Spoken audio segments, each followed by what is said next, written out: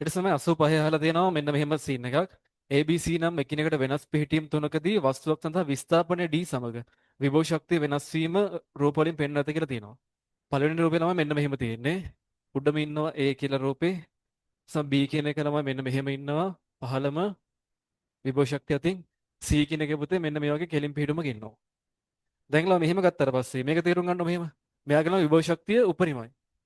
මෙයාගේ විභව ශක්තිය අවම පිහිටුම ඉන්නේ. මෙයාගේ පුතේ විභව ශක්තිය අවම පිහිටුමක් කියලා නෑ පුතේ. අවම පිහිටුම තමයි හැම වෙලේම ඉන්නේ මෙයා.